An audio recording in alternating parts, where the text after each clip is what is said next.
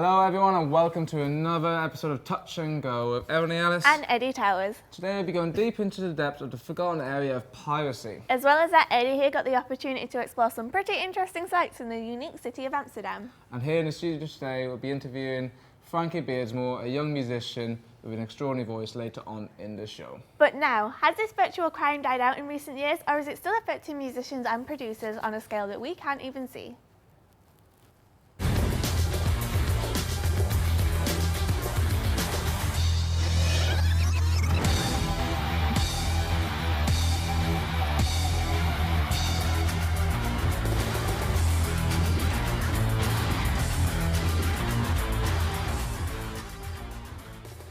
In an ever-developing world of easily accessible online content, it's easy for us to forget about the effects that piracy has on global giants such as Blockbusters and HMV and smaller third-party companies like the ones here in Fargo Village. Effect on record sales?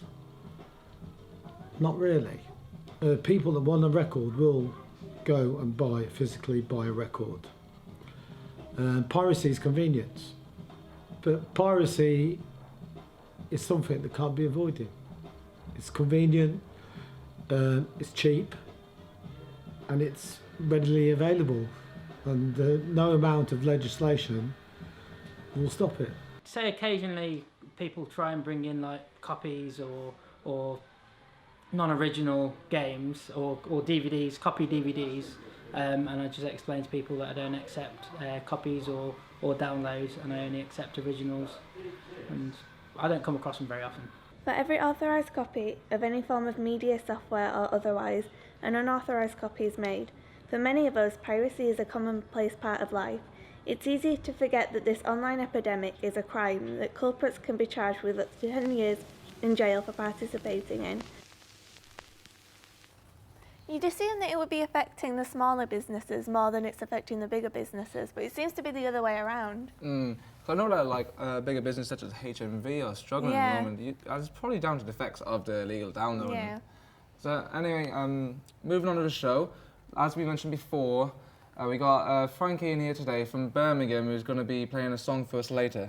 Welcome to Touch and Go, Frankie. Hi. So we were talking earlier and you've been playing and singing for quite a while now, so when was your first big show? Well, I started playing guitar about 14 years old, doing some small gigs from then on, but I think properly gigging I was about 18, so last year I guess. Okay, that's pretty quick, isn't it? Yeah. Tell us about any new singles you have or any up-and-coming albums you're working on. Okay, well the song I'm going to be playing today is called A Little Time. I wrote it about 2 years ago and I'm hoping to release it over summer. But more recently I've been writing music as a duo with my friend Sally Rollinson. And we're going to do some recording and maybe some gigs over the summer as well. That sounds interesting. So the topic for today's show is piracy, as you saw earlier on. Yeah. So we'd like to know what your opinions on it, and does it affect young musicians such as yourself?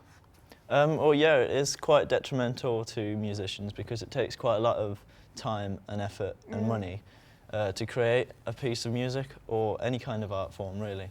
So for someone to just take that without paying is quite counterproductive for the artist. Have you ever illegally downloaded a song or an album? Because I hold my hands up before. I have illegally downloaded. I know you have illegally downloaded. I'll stop it now.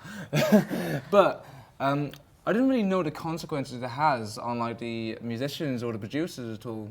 Well, yeah, I have done it before, but I think now that I know the consequences, it's not something I'd do again in the future. Did you know you were doing bad? Like no, I didn't realise at all. I didn't sort of really. happens, doesn't it? Yeah, You don't exactly. really realise the effect. So last week we asked our audience to tweet into the show about their opinions on piracy. So we have a tweet from Dyson1234 saying that piracy is out of control, but no one can stop it. That is a very, very valid point, I think, because there have been recent accounts of the government trying to stop Kick-Ass Torrent and Pirate Bay, but they just pop straight back up, don't they? Like as soon as it's shut down, it just pops straight back up. It's unbelievable how many people actually has these sites. Yeah, I've got one here from @RaccoonJim, which says, DVD prices are too high now. It's nice to get something for free every now and then, which again is true, but I always think there's another alternative if you want something for a cheaper price, maybe borrow it off a friend and then you're not affecting the artist directly. Yeah.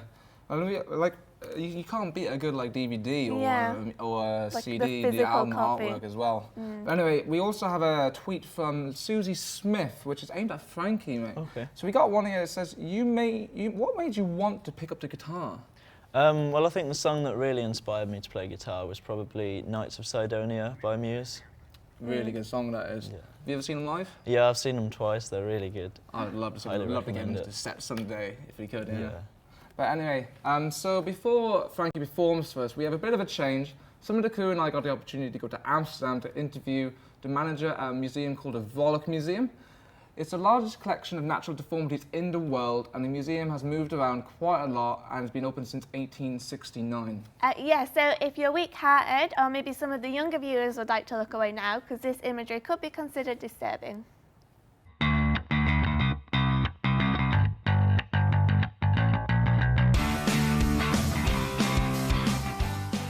So me and the crew are currently in Amsterdam. We're going to go and visit the largest natural deformities museum in the world, which is currently named the Volk Museum. It has been moved around since 1869, but is currently situated in the University of Amsterdam. I'm the curator, so I do research, I study the collection, I try to find out more about its history.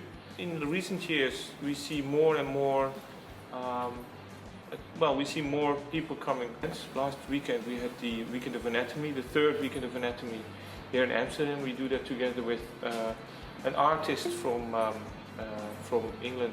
We see that every year the number of people visiting that weekend grows. So last weekend we had 650 people for a whole weekend. That means that we had lineups and you know, like lines of people waiting for their registration, which is new to us, which is great. Yeah. What is very popular to people that love the collection in context is that old 18th century cabinet that you see over there. That's the Hovey's cabinet. Also popular are the skeletons, like in this cabinet here, skeletons on display. For me, I like the whole context. So I like more or less the specimens as they are here in this space, because they, I don't have a favorite of my own. Okay, interesting. But picture this, a little two-headed cat running around your house. How nice would that be? Would you really want a two-headed cat? Yeah. In your house? I'd much rather like Fluffy had a Harry Potter, or a tree had a dog, more like. Yeah, I can see that, but I was thinking more American Horror Story. Yeah, I'm not really a fan of American Horror Story, but when I was walking around the museum, it was a very creepy, paranormal, ominous feel to it. It's like I was always I being can watched. see that. But that was probably literally just the cameras. Yeah.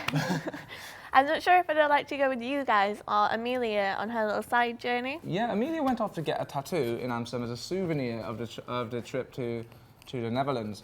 So if you want to relive her experience, you can go onto our website, touchandgo.com, and scroll down and click on the tattoo video. But just before you go, we've got one last treat. As we said earlier, we've got Frankie performing for us, his new song, A Little Time. If you'd like to find any of his music afterwards, you can find him at Frankie Beardsmore on Twitter. But for now, I'm Ebony. And I'm Eddie. Thanks for watching, and see you next week on Touch and Go. See you later, guys. Bye.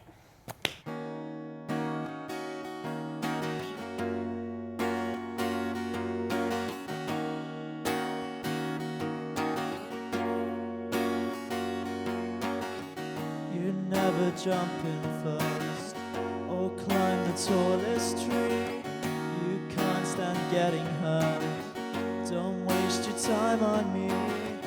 Maybe if you'd closed your eyes, you could have took the leap. Or maybe cleared your mind and got a good night's sleep.